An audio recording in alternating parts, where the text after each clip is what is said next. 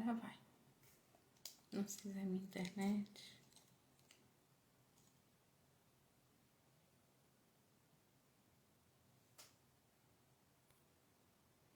Agora vai.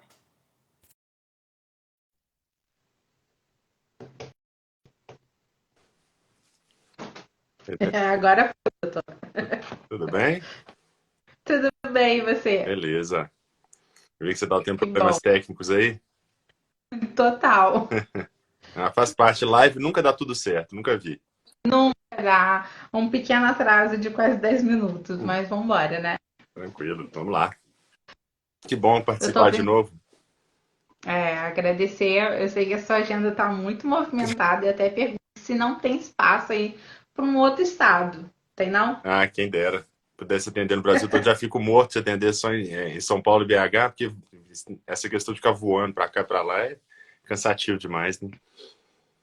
É verdade. Apesar de ser um pouco perto em relação a tempo de voo, é bem cansativo, né? Pois é, Ontem eu abri uma caixinha aqui de perguntas e surgiram muitas perguntas. excelente, vamos. E aí eu selecionei algumas assim bem legais para a gente debater aqui, Beleza, vamos lá. tá? Vamos lá então. Doutor, a doença a gente sabe que ela não é congênita, né? A gente não nasce com a doença em relação à literatura, enfim. Mas de que forma a gente pode adquirir a doença pilonidal?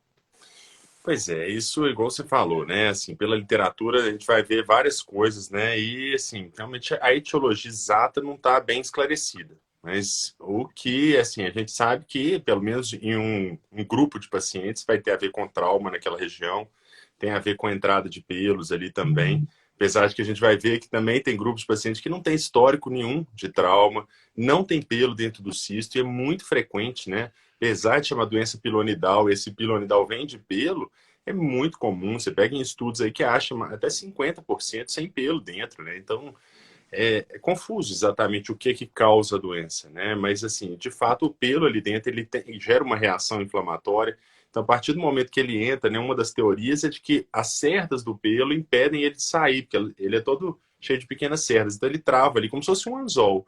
E ele fica preso ali e Sim, acaba criando mais reação inflamatória e entram outros pelos, e isso vai gerando aquele espaço ali da doença pilonidal. entendi. Deb, eu E a acho que gente uma recebe. coisa que a gente podia fazer é fixar um comentário para as pessoas saberem o Sim, tema, porque às vezes as pessoas do meu perfil entram aqui e não sabem o que a gente está falando, né? Hoje o é, tema é cisto tentei piramidal. fixar, mas eu acho que não foi. Eu tentei fixar, mas eu acho que não foi, doutor. Eu não sei se no meu eu consigo aqui, posso tentar. Tenta aí, por favor. Justamente por isso. É, mas pode mandar pergunta, fica à vontade. Então vamos para a parte 2 da pergunta.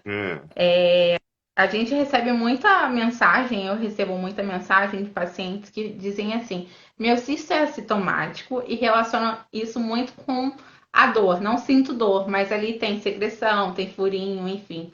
Quais são, eu não sei se eu posso falar assim, mas a gente classifica três fases da doença, né? Que é assintomático, agudo e o crônico. O que diferencia, assim, delas três?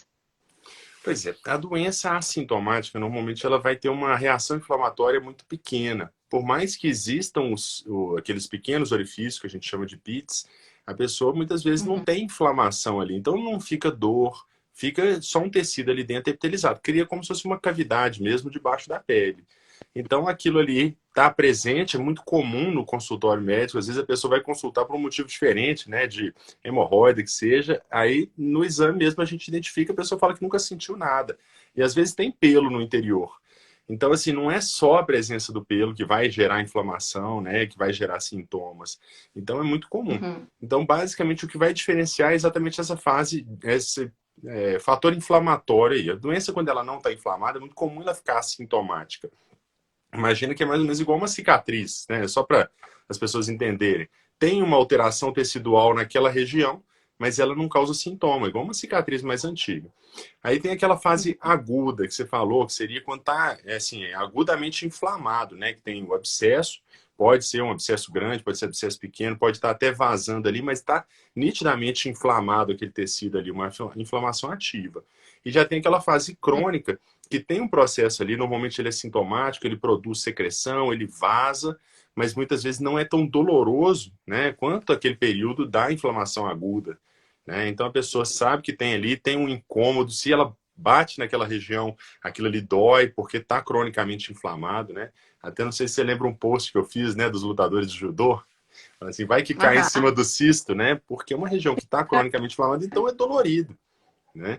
Então é diferente nisso, né? Um vai ser uma fase que está praticamente, que a gente fala assim, quiescente, ele está quietinho, não está doendo nem nada, e depois tem a fase muito dolorosa, que é a fase de inflamação aguda, e a fase de inflamação crônica, que fica aquele dolorimento, produzindo secreção, né? Que muitas vezes é quando a pessoa vai operar, fazer um tratamento definitivo. Sim. Mas, doutor, a gente pode confiar nessa fase aguda, esperar aí até dar um tempo para se tornar crônico para poder operar? Como que funciona isso? Porque a gente sabe que o tempo é crucial para a doença piloneal também, né? Exatamente, né? Assim, eu tento ter a seguinte conduta. Se está naquela fase aguda que a gente tem que tomar uma atitude, um abscesso grande e tal, que a gente tem que drenar, vamos drenar de urgência. Se a gente tem tempo de programar, então uma doença que já está naquela fase, ou passando daquela fase mais aguda, já chegando numa fase mais crônica, vamos programar, fazer uma ressonância. Mas eu não sou a favor da gente ir conduzindo, a não ser que seja assim, bem assintomático, como você falou. Uma doença pequena, assintomática, a gente conduzir. Eu atendi, por sinal, um paciente hoje, né? Que eu fui lá, examinei ele e falei, ó, você não está sentindo nada? Vamos fazer a depilação, vamos cuidar, vamos fazer todos esses passos e depois a gente programa uma eventual cirurgia. Mas assim, tendo Entendi. inflamação, eu não gosto de conduzir lentamente, não, porque eu já vi paciente ter piora com isso, importante, sabe? Sim. E, doutor, a gente também recebe muitas perguntas. Ah, e se eu não quiser operar? Que risco isso tem para o paciente nessa fase já crítica da doença? Pois é, o maior risco seria, de fato, a doença progredir em área, né? Criar mais sinos, mais trajetos, incomodar mais, né? Produzir mais Uhum. secreção, atrapalhar em qualidade de vida mesmo. Né? Uma pergunta que a gente sempre recebe é a questão de risco de câncer, né? Inflamação no nosso organismo leva a uma renovação tecidual muito alta, tem acidificação dos tecidos, então, assim, aumenta o risco com o tempo de alguns tipos de displasia. A gente vê isso em mucosa, por exemplo. Nessa região não é verdadeiramente uma mucosa, mas uma doença que fica muito tempo com inflamação crônica, inflamação intensa, isso poderia desenvolver um câncer ali. Mas não é uma evolução natural da doença, tá, gente? Não estou falando que o cisto piramidal vai virar câncer, não é isso. Mas aquela inflamação, então pacientes que têm uma inflamação mais intensa devem tratar pelo risco de progressão, pelo risco de abscessos e eventualmente isso aí. Mas esse seria aqueles casos que a gente fala de anedóticos, né, da literatura. Agora, uma coisa que eu gosto assim, de falar com os pacientes é o seguinte: é uma doença que tem um risco de complicar, de ter um abscesso a qualquer momento, igual a fístula, né? E imagina que você está fora do país, viajando e tal, e você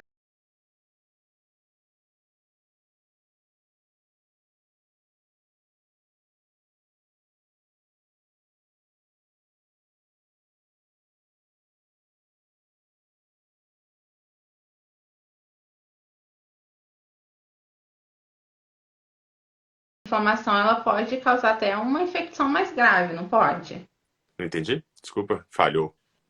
Uma doença benigna, né? Mas esse processo de infecção pode se tornar algo mais grave se não tratar adequadamente. Sim, né? Esses processos infecciosos, né, abscesso, inflamações mais intensas, né, podem criar trajetos assim. Então, eu já vi cisto piramidal que drena nas costas, já vi cistos muito mais profundos do que o de costume, cavando trajetos ali em direção ao ânus, que aí deixa tudo mais trabalhoso de resolver, né? Então, assim, o principal problema seria a progressão da doença e realmente pode ter um abscesso grande ali, aumentar o tamanho até da cavidade, né? E a pessoa vai passar muita dor, né? Muito desconforto. É verdade. A qualidade de vida reduz assim. Eu bem sei disso. Como é que foi essa história, Deb? Para quem não Ah, conhece. assim, eu demorei muito tempo também para poder procurar o tratamento correto, né? Eu fiquei 4 anos aí, né, à base de automedicação, que eu não recomendo, né? Tentando aliviar as crises, né? E aí, quando eu até fazia acompanhamento com o cirurgião geral nessa época, quando ele falou assim pra mim, me deu um choque de realidade, falou: quando que você vai tomar vergonha nessa cara e vai operar? Aí eu acordei pra vida. Aí eu falei assim: bom, agora não tem jeito, eu tenho que ir para o centro cirúrgico. E foi a melhor escolha que eu fiz, embora tenha tido recidivo, assim, mas assim, não se compara o que eu passei antes da cirurgia com depois, sabe? Uhum. É, É um processo, mas a cirurgia em si é a melhor escolha. A melhor escolha que eu fiz para mim foi a cirurgia. uhum.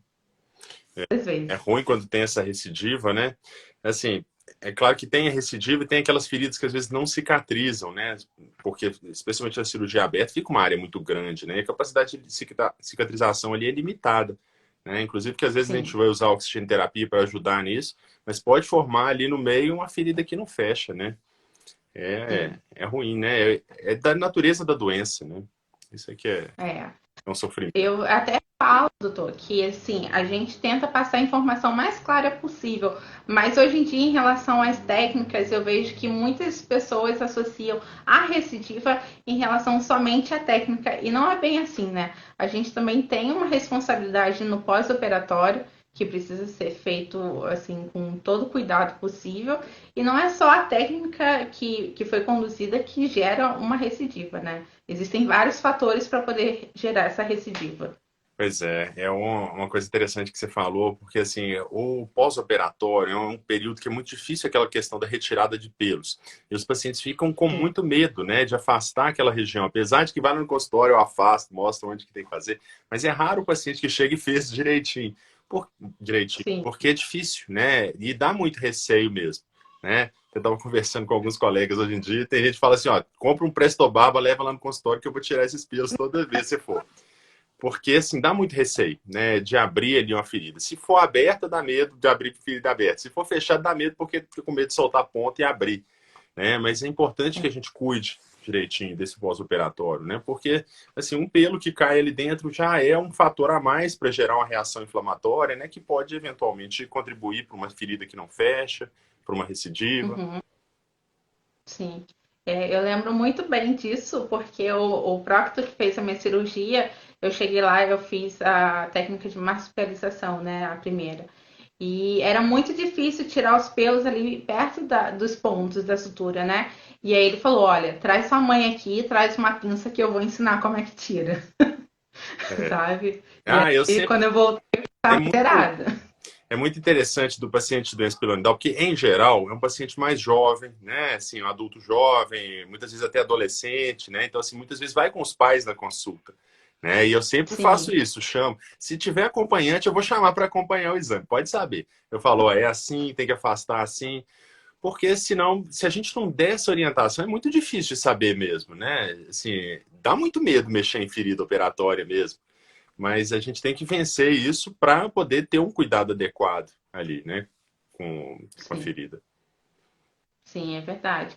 E doutor, qual é o melhor jeito de tratar isso? Seria com gilete, com pinça, né? Porque tem muita gente que tem alergia a gilete, né? E pinça dói. É uma região que já tá já sensível. Pois é, viu? Isso aí, quem descobrir uma solução única para todo mundo vai ganhar um prêmio Nobel, viu? Porque não tem uma solução única. Você tem que ver o perfil do paciente. Assim, a gente sabe que a raspagem do pelo não é o ideal. Mas entre não Sim. fazer nada e fazer a raspagem, eu ainda acho melhor que faça a raspagem. Aí tem que ser com muito cuidado. A gente sabe que vai atritar a pele, a gente sabe que o pelo cortado ele pode cair na ferida. Então tem que ter um cuidado Uhum. extra quando for fazer raspagem. O ideal seria pinçar, né? Que a gente pinçando ali sai com a raiz o pelo ali, demora mais a crescer. Quando ele cresce, ele vai ser mais fino. Então, assim, seria melhor. Mas é difícil, né? Pinçar, especialmente assim não falando que seja mais fácil para homem ou para mulher, mas o homem não, definitivamente não está acostumado com essa realidade.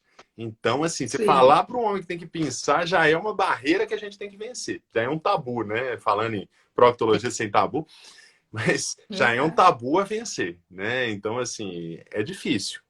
Mas, assim, se for o ideal, seria pensar ali mesmo, né? E quando possível, E fazer o laser. Eu até recomendo que faça o laser. Sempre que possível, eu recomendo que faça pelo menos a primeira sessão antes da cirurgia. isso que eu ia te perguntar, doutor. A depilação a laser seria viável melhor antes ou depois da cirurgia?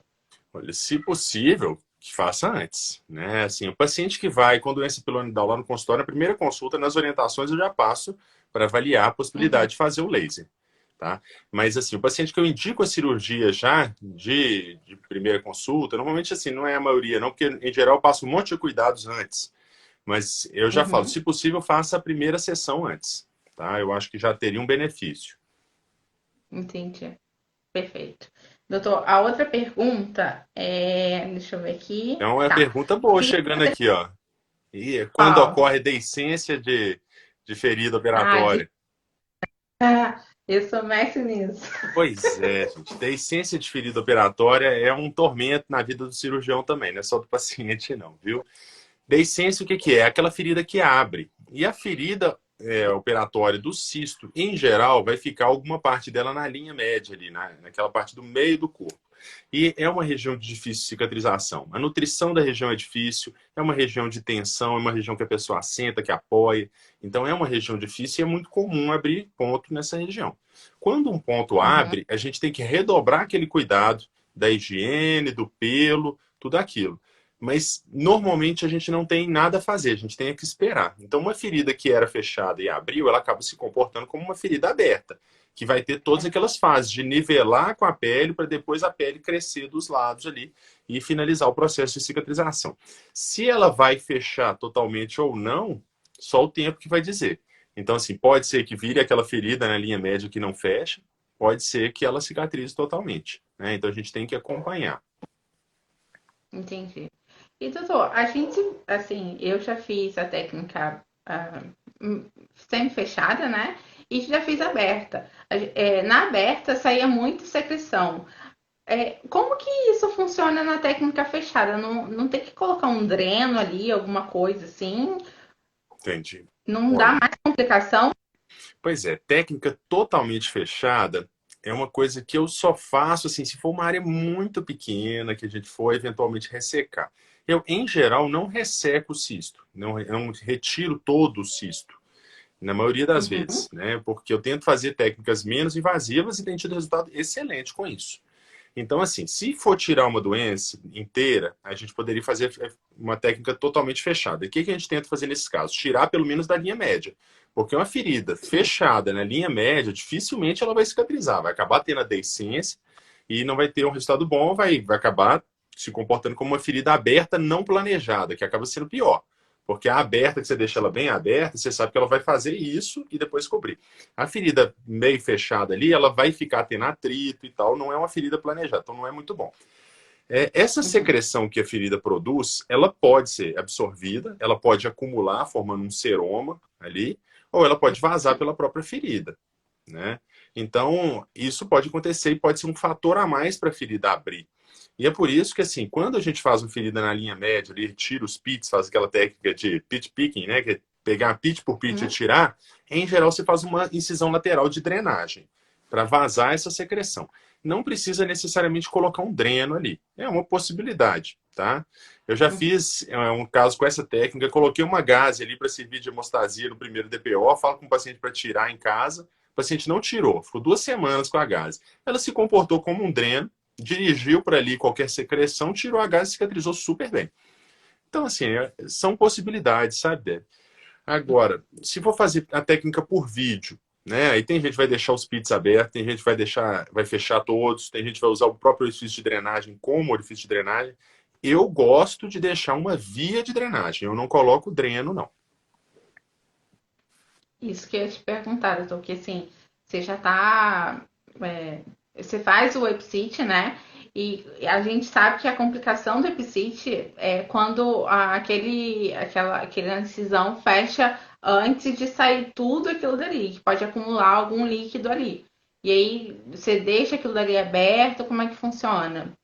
Olha, Deb, entrar é, só pelos pits ali e não deixar nada de drenagem, eu não gosto de fazer. Eu não, é igual você perguntou aí, da ferida totalmente fechada. Eu não acho uma técnica boa, não. Então, assim, eu Uhum. deixaria pelo menos algum, ou um deles de drenagem, ou faria uma contra-incisão para drenar, tá? Eu acho que ferida totalmente fechada naquele local, eu não sou a favor. Mas isso é uma Uhum. preferência, também não tem nada errado, né? O que pode, às vezes, Sim. acontecer? Não, um seroma, né? Que é um acúmulo desse líquido, né? Todo mundo que já teve uma ferida no corpo, um ralado, sabe que produz uma umidade. Ali vai ficar É. um tecido cruento que vai produzir umidade. Ela precisa ir para algum lugar. Então, assim, se eventualmente acumular, você pode fazer é abrir uma feridinha, não tem problema nenhum, né? Então, aí você vai criar uma via para drenar. Sim. E doutor, o Leandro perguntou, ele fez drenagem há 4 meses atrás, e quanto tempo depois ele pode fazer a cirurgia? Tem um tempo assim, sei lá, 5 meses, 6 meses, um mês depois, ele já pode procurar aí para poder fazer a cirurgia ou não? Pois é, não deve se mexer muito precoce, né? A gente precisa dar um tempo para aquilo ali cicatrizar, até para a gente ver o que, que vai acontecer.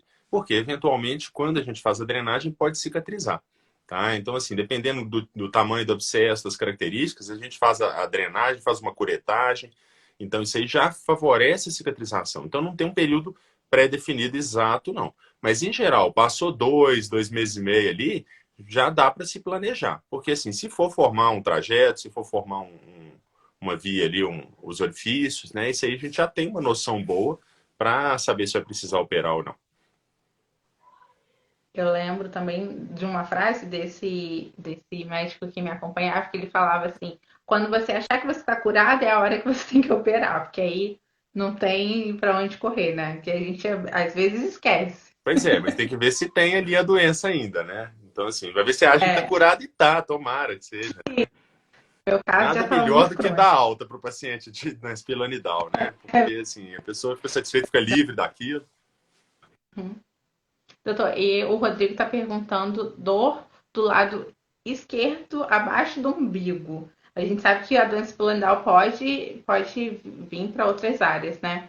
Pode ser esse esplanidal? Como é que funciona? É o proctologista que cuida em relação a outras áreas? Não, né?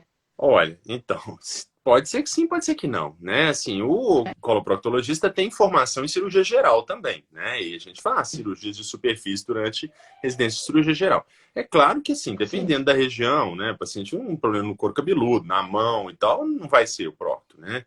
Mas, em geral, acaba que o procto vai ter mais experiência com a doença piloidal. Então, assim, talvez, né? Tem que avaliar. No caso, eu não sei se ele está falando especificamente disso, né? Poderia ser. Agora, uma coisa interessante de dor abdominal, que tá falando aí, que eu falo o seguinte: quando passou na mão de um monte de gente, ninguém resolveu, aí manda pro procto, que o procto vai resolver. Dor abdominal é meio assim, sabe? Então, mas aí teria que olhar, viu, Rodrigo? Se o seu caso tem a ver com cisto, se não tem, né? Tem que investigar. Sim. E doutor, a Sônia está perguntando sobre exame de imagem. Muitas pessoas falam assim: nossa, meu médico não me pediu nenhum exame de imagem, acho que aquilo é absurdo. Mas assim, o exame clínico também dá para identificar a doença, né? Pois é, o exame clínico, ele é o exame mais importante, né? Porque a gente vai palpar, a gente vai sentir área de inflamação, né? A gente que faz isso o dia todo, né? A gente está acostumado com a consistência do tecido e tal. Mas pode ter surpresa, tá? Então, assim, tem que palpar. Tem casos que são mais complexos do que outros, né? Então, assim, cistos muito pequenos, normalmente a gente não vai ter surpresa. Então, assim, fazer um exame de Uhum. imagem pode ser que não acrescente nada. Fazer uma ressonância, um ultrassom de superfície. Então, assim, não é obrigatório, tá, gente? É importante a gente entender isso, né? Claro que tem casos que são muito mais complexos, né? Já vi paciente com drenagem na região ali lombar, muito longe. Aí tem que entender o trajeto disso, se tem múltiplos trajetos. Eu acho que assim, Uhum. a doença piloidal a gente correlaciona muito com a fístula, porque assim, o comportamento das duas é muito parecido em algumas coisas. Inclusive o aparelho que a gente usa de vídeo é o mesmo, né? De fístula e de cispilonidal. Então, a gente tem que, às vezes, estudar. E na fístula a gente faz a mesma coisa. Às vezes tem uma fístula superficial ali, pequenininha, uma fístula fissurária. Vamos operar direto. Mas tem fístulas que a gente tem que estudar. Então, assim, se a gente suspeitou de uma doença maior, mais profunda, melhor fazer. Sim. E existe a possibilidade, então, de um falso cisto em relação à fístula É engraçado você anal? mencionar isso, porque recentemente eu tive um caso. Assim, são duas doenças diferentes, né? Em geral, a gente vai conseguir diferenciar uma da outra. Aí, esses dias, eu pedi uma ressonância e veio fístula perianal comunicando com cisto pilonidal. Então, assim, Eita. até discuti com um monte de pessoas. Falei, gente, eu nunca vi, né? Não faz sentido uma doença comunicar com outra. É claro, pode ser uma conjunção ali de fatores que eventualmente comunicou, Sim, mas não tem a ver uma coisa com a outra. Em geral, a gente vai conseguir diferenciar.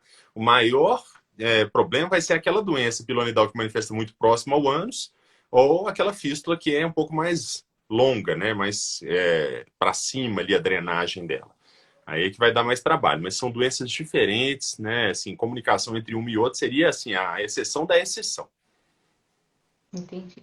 E, doutor, o cisto pilonidal, ele pode dar algum dano à coluna? Porque a gente tem muitas perguntas em relação a isso. Ah, eu sinto uma dor na lombar, eu sinto uma dor na perna esquerda, enfim, pode ter alguma coisa assim relacionada à coluna, à lombar, irradiar tanto assim?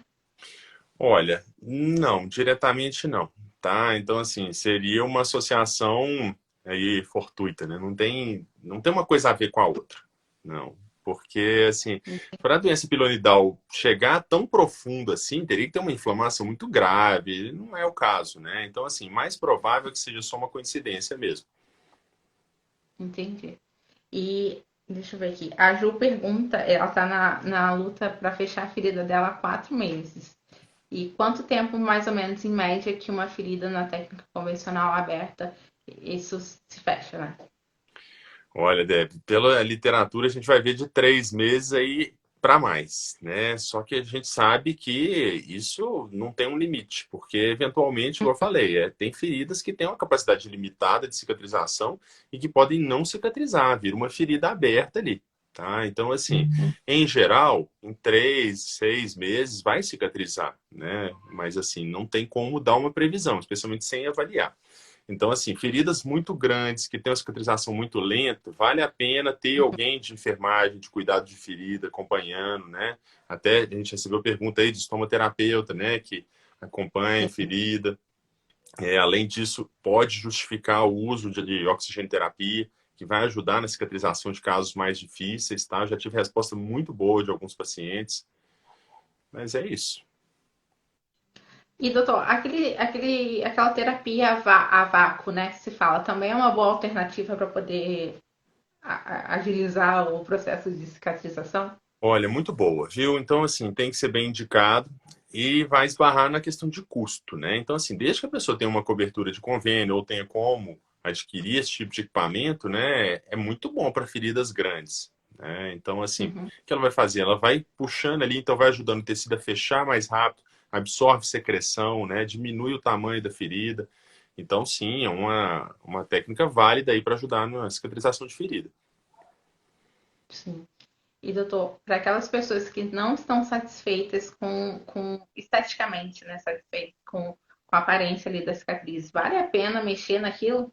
Ai, Deb, aí você tocou num ponto que eu acho, assim, no mínimo controverso, mas problemático. Porque é o seguinte, eu já atendi um paciente que ele operou há muito tempo, foi feita uma técnica, né, que eu não sei exatamente o que o cirurgião fez umas linhas, assim, para alinhar o tecido e tal, e ele estava insatisfeito com a questão estética.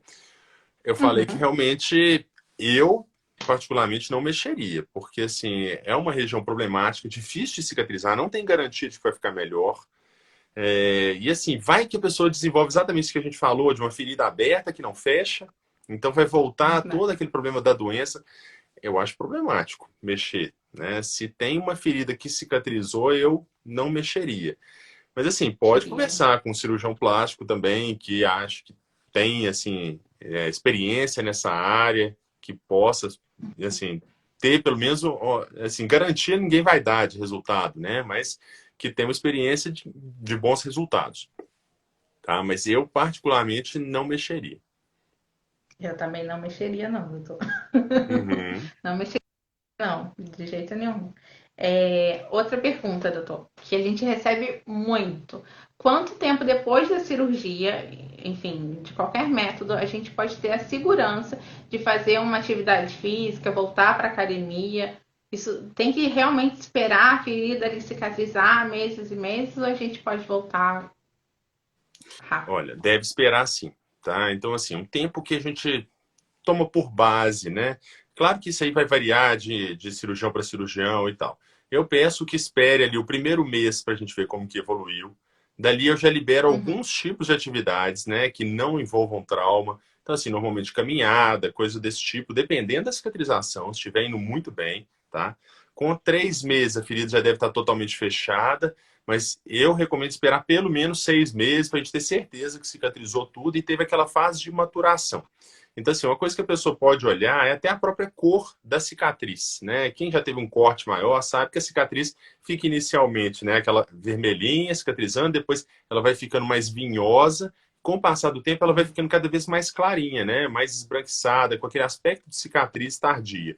Então, naquela fase ali que a gente sabe que realmente cicatrizou alguma coisa, já passou todo o período, né, de cicatrização. Cicatrização no corpo, gente, é um processo altamente complexo. Não é simplesmente fechar a pele. Eu falo isso para qualquer ferida, na região do ânus, outras regiões também, né? Tem que ganhar resistência. Quando a gente faz, por exemplo, uma reoperação de um paciente, você chega com 15 dias, parece que está uma ferida fechada, seja ferida abdominal. Você pega a tesoura e faz assim, a ferida abre. Então, assim, por mais que esteja fechada, ela não tem resistência ainda.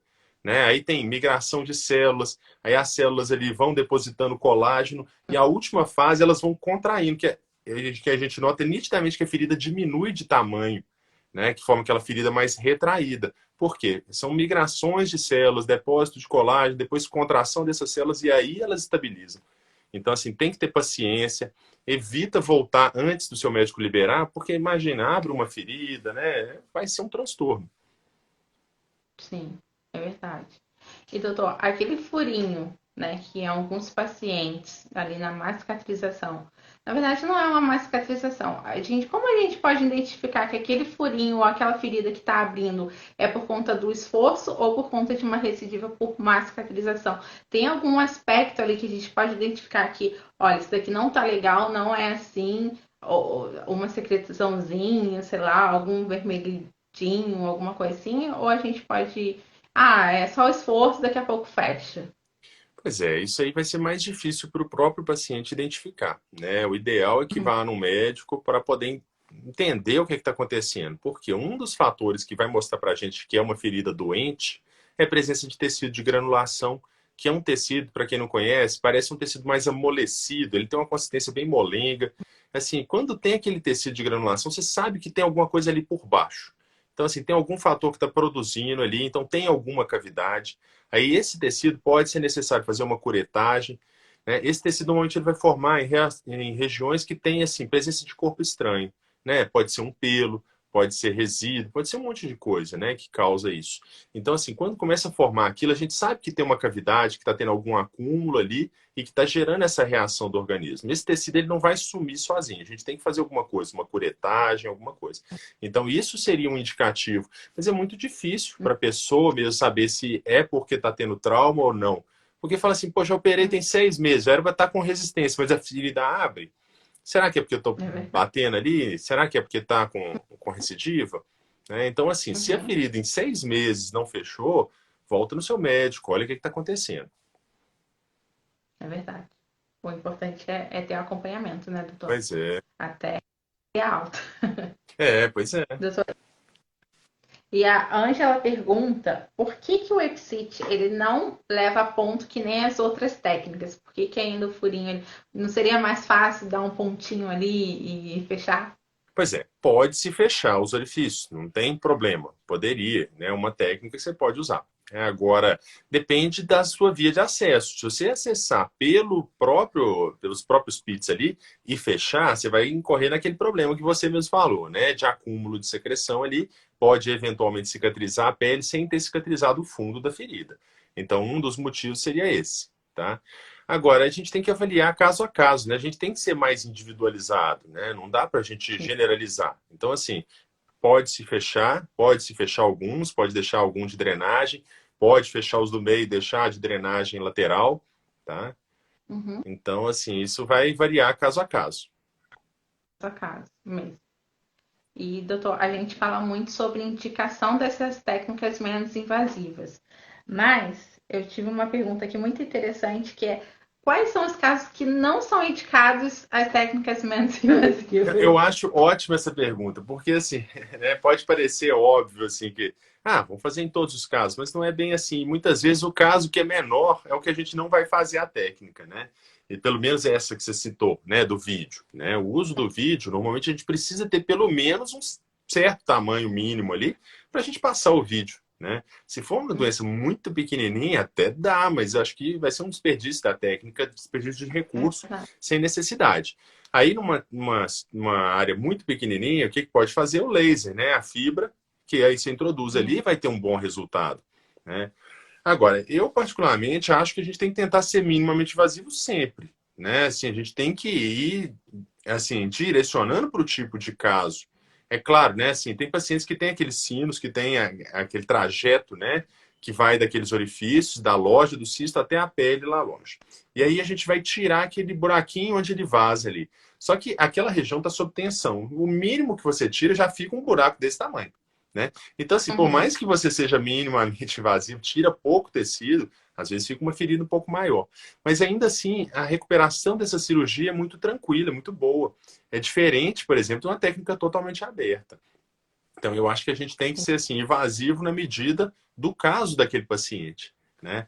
E não sair sendo super agressivo para uma doença benigna para a gente não transformar a cura pior do que a doença. É verdade. Doutor, eu lembro, assim, recentemente a gente publicou um estudo que falava que os estudos em relação à técnica aberta estavam diminuindo, e você foi lá e compartilhou e falou, tem que diminuir mesmo.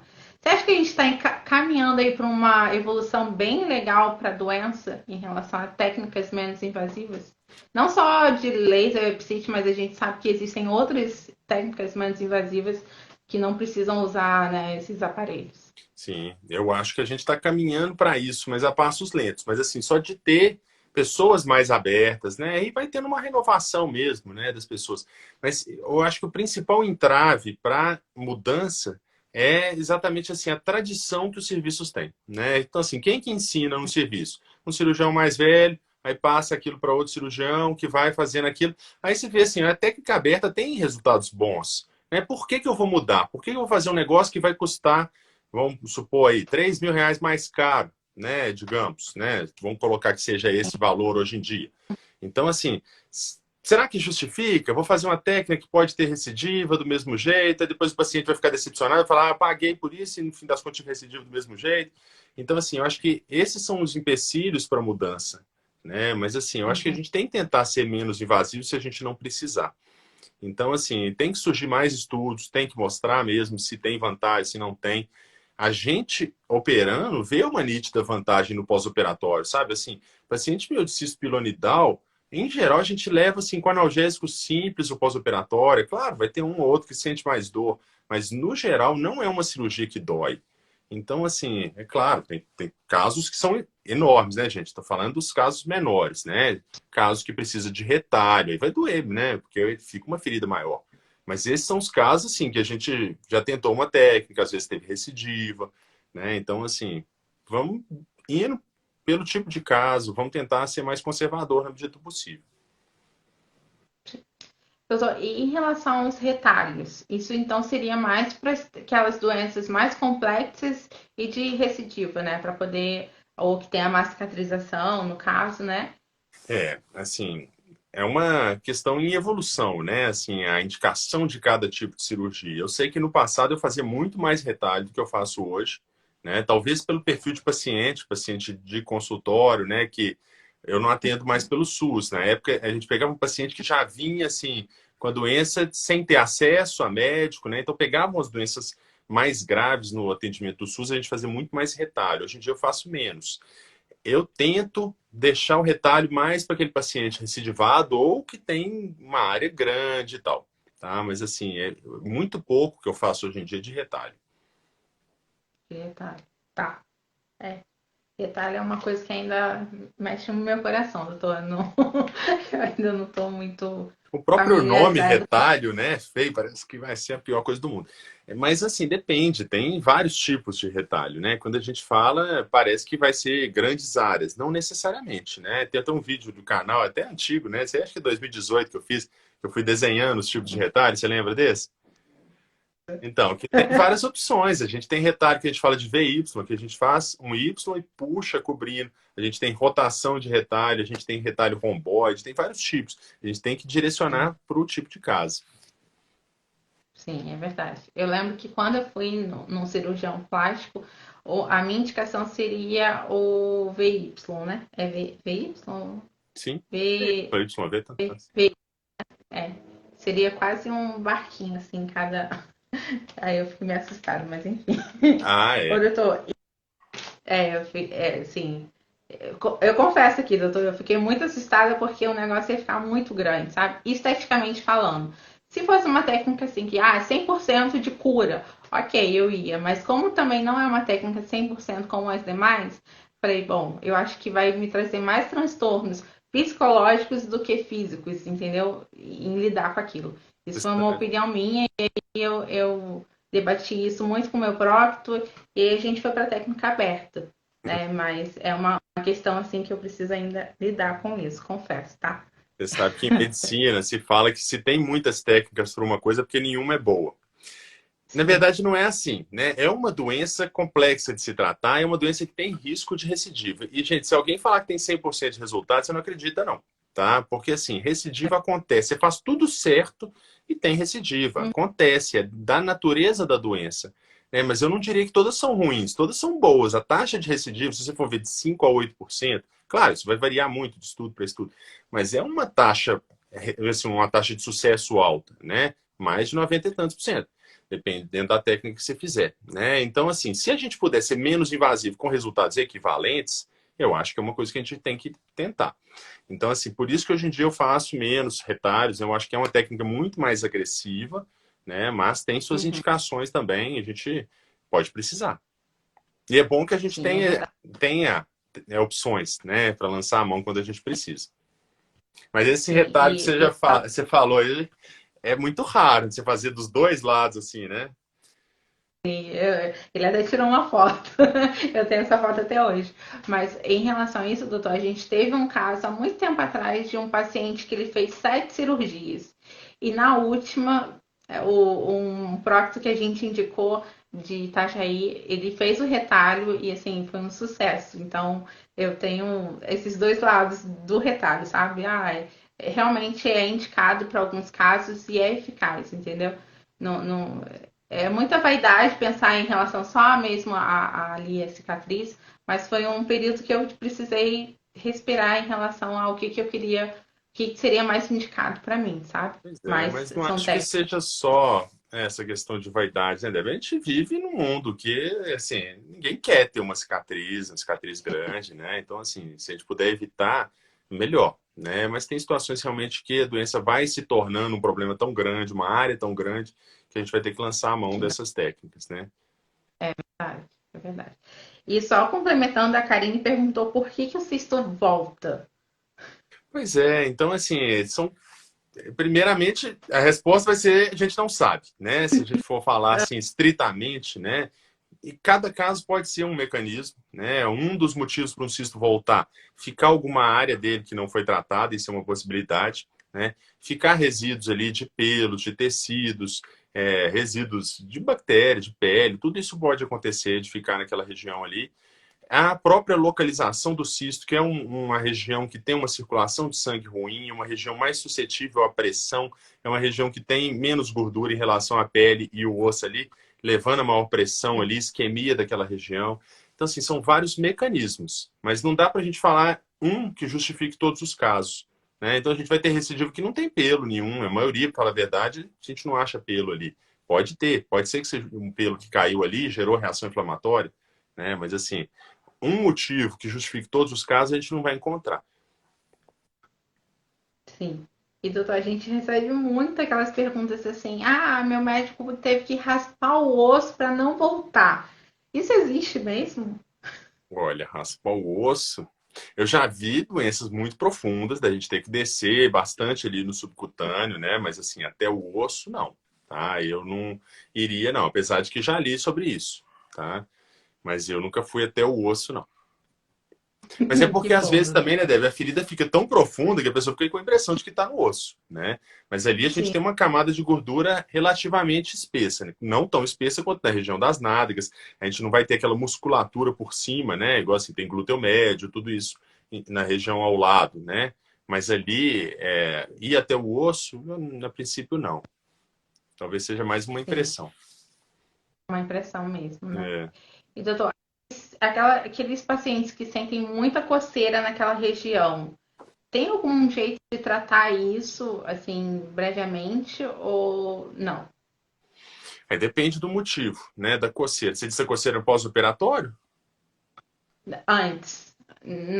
Geralmente, eu acredito, não sei, mas que nesses casos seja um pouco mais por conta da secreção ali, alguma coisa assim, algum.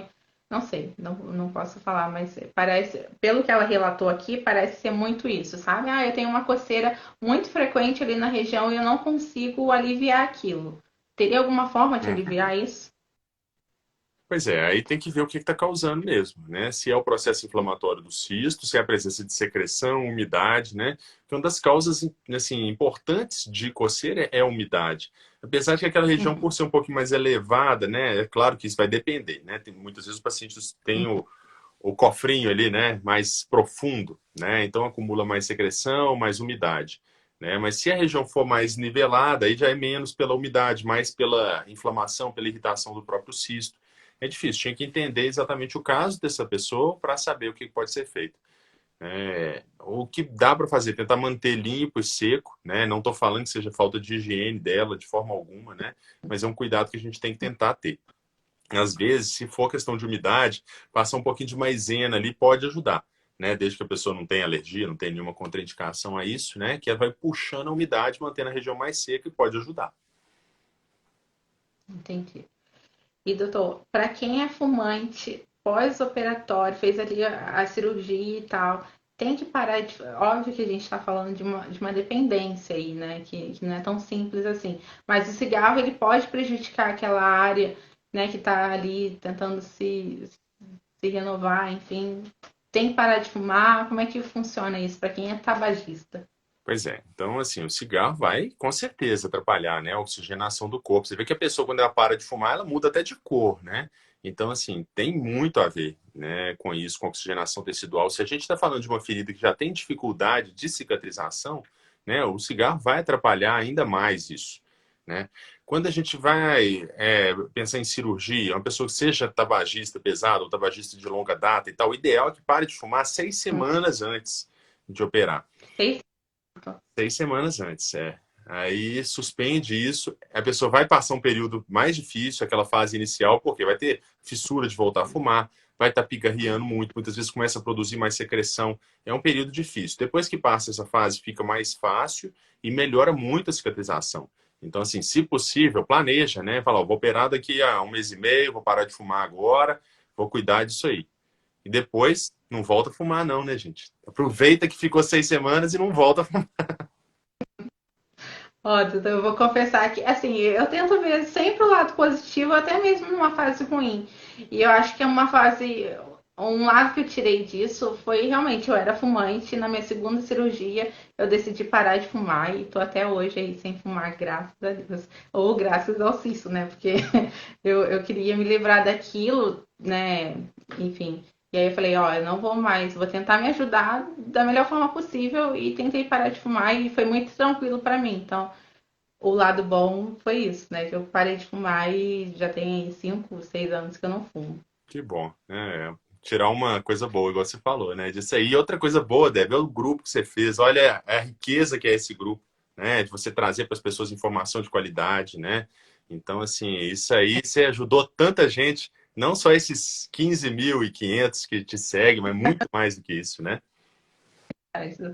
Eu não faço nem ideia de quantas pessoas já passaram, porque assim, a gente tem esse fluxo de pacientes muito, muito constante, né? E eu não quero que nenhum paciente fique com a gente, sabe? Eu quero que a pessoa se cure e esqueça que esse explorador exista, né? Mas assim, é muito legal ver que, às vezes eu recebo mensagem, nossa, Deb, quanto tempo? Tem 3 anos que eu não falo com você, como é que você tá? Você conseguiu se curar, sabe? Então, é bem legal, assim, eu acho que modéstia à parte falando, é um grupo muito importante, sabe? Verdade. Importantíssimo. Tem que continuar com isso aí e fazer crescer. Até falei, né, depois você encabeçar aí um projeto para outros problemas de saúde, né? Mas eu sei como que é a rotina, viu? Não É, dá para a gente fazer tudo que a gente queria, né? é verdade, é verdade. Quem sabe um dia, né? Exatamente. Mas a gente tem bastante demanda para poder lidar com isso, né? Não é fácil ver o sofrimento das outras pessoas, né? Ainda mais quando você passa por isso também. Então, a gente tenta olhar de fora, mas ao mesmo tempo a gente revive aquilo, tudo que a gente já passou, né? Então, é toda hora voltando ao passado e você fica ali, como que eu posso ajudar, de que forma eu posso fazer, né? Mas é um projeto muito importante que eu gosto muito. Excelente. E aí, Deixa eu. temos mais? Outros temas, eu não sei se tem aqui, porque aqui parou. Mas, doutor, outra coisa que eu queria perguntar, que é muito importante, que a gente está aí quase um mês para chegar a coloprocto desse ano. E o tema abordado será, ó, até anotei aqui, procedimentos alternativos para o tratamento da doença piloridal. O que Uhum. seria meio esses procedimentos alternativos? Seria o fenol, o selante? O É, que com esse seria assim? título aí a gente pode esperar de tudo, né, Dé? Não tem jeito da gente dizer, né? Não sei a que eles vão se referir, né? Mas assim, ó, pode ser o fenol, pode ser o nitrato de prata, ácido tricloracético. Todos esses produtos vão ter efeitos cáusticos ali que ajudam a destruir o epitélio, destruir aquele tecido de granulação. Né? Fora isso, é uma coisa que eu até citei na live com o Rodrigo, né, do ozônio, que eu já li que Sim. poderia ser usado, mas realmente não achei referência, né? A única referência que eu achei foi de um livro em polonês, que eu não sei ler polonês. E fora isso, a gente tem outras opções, né? De curetagens, esse tipo de tratamento, que eu não sei se encaixaria em alternativo. Né? Mas assim, Uhum. qualquer técnica que a gente faça uma abrasão ou uma cauterização química daqueles tecidos ali, Uhum. seriam uma possibilidade de tratamento da doença. E aí a gente tem que ver caso a caso, né? E aí eu acho que talvez eles coloquem como alternativo também o laser, ou até o vídeo, né? Não sei em qual época eles estão se enquadrando para colocar isso aí. Sim. Com Eu tô certeza vou ansiosa para participar, ó. Eu vou estar lá, viu? Vou estar lá virtualmente, né? Mas vou participar. Eu tô ansiosa. Aí, inclusive, já até mandei mensagem pro Procto que vai palestrar para poder tentar tirar alguma coisa dele. Não consegui, então a gente vai ter que aguardar mesmo o que vai vir por aí. Excelente. Para finalizar, assim, eu te acho, sinceramente, um dos coloproctos mais experientes em relação a técnicas, né? Você domina várias técnicas aí. Queria saber quais são os seus projetos. Você pensa em dar curso em relação à técnica de vídeo? Olha, Assim, o é que interessante que você falou isso, né? Porque nessa quinta-feira passada agora vieram dois cirurgiões de fora e de Rondônia para poder acompanhar a cirurgia, né? Para a gente tentar divulgar isso, né? Dessas técnicas menos invasivas, né? Eu queria ter uma experiência muito maior ainda, então assim isso vai ser sempre um projeto em desenvolvimento, né? Mas temos que estar sempre lendo, estudando, ver o que tem de novo, né? No tratamento da doença, porque é um tratamento em movimento, né? Quando a gente fala que a gente não sabe justificar todas as recidivas, a gente não tem certeza da etiologia para justificar todos os casos. Então, assim, é porque é um conhecimento que está em desenvolvimento, né? E a gente tem que estar sempre acompanhando isso aí para poder oferecer para os nossos pacientes o que tem de melhor, né? Sendo isso um uso de equipamento ou não. Às vezes, como você falou, tem técnicas minimamente vazivas que a gente não precisa de equipamento especial. É só a gente conhecer a Sim, técnica, né? Então, assim, temos que divulgar isso, né? Romper essa tradição de fazer a técnica aberta se não for justificável. sim. E eu falo isso, doutor, porque a gente tem muito contato com muitos próctos e cirurgiões gerais que estão interessados em promover, em proporcionar, na verdade, uma qualidade de vida melhor para o paciente. Então, assim, seria legal ter profissionais, especialistas, engajadores nessa técnica que pudessem compartilhar seu conhecimento, né, com outros colegas em relação a isso, porque acho que está crescendo. Sim. Ó, se quiser acompanhar quando eu tiver caso aqui, ó, fica à disposição, tá? Para os colegas que assistirem aí, fica à vontade, tá? Pode entrar em contato. Meu telefone tem em todos os vídeos mesmo, tem no Instagram, então não tem dificuldade para entrar em contato, não a gente combina. Não, eu tô sabendo que que você tá aí bem por dentro disso, né? Inclusive a gente vai ter um curso aí futuro junto com a Strassner e a Call Stories, e seu nome tá muito bem cotado aí, doutor. Então pode Beleza, ficar tranquilo que vai ser um você vai prazer. compartilhar. Doutor, eu queria muito agradecer, de verdade, toda vez que você vem aqui participar de qualquer coisa que seja nesse canal, isso história, assim, sabe? A gente tem conhecimento, a gente fica mais tranquilo, né? Então, eu queria muito te agradecer pela oportunidade, pela disponibilidade, e sei que a gente se encontra em breve. É sempre um prazer, viu, Débora? Fica à disposição, quando vocês quiserem. Grande abraço, Tá viu? A gente bom. encontra em breve, então. Tá bom. Tchau, tchau, Tchau, doutor. tchau.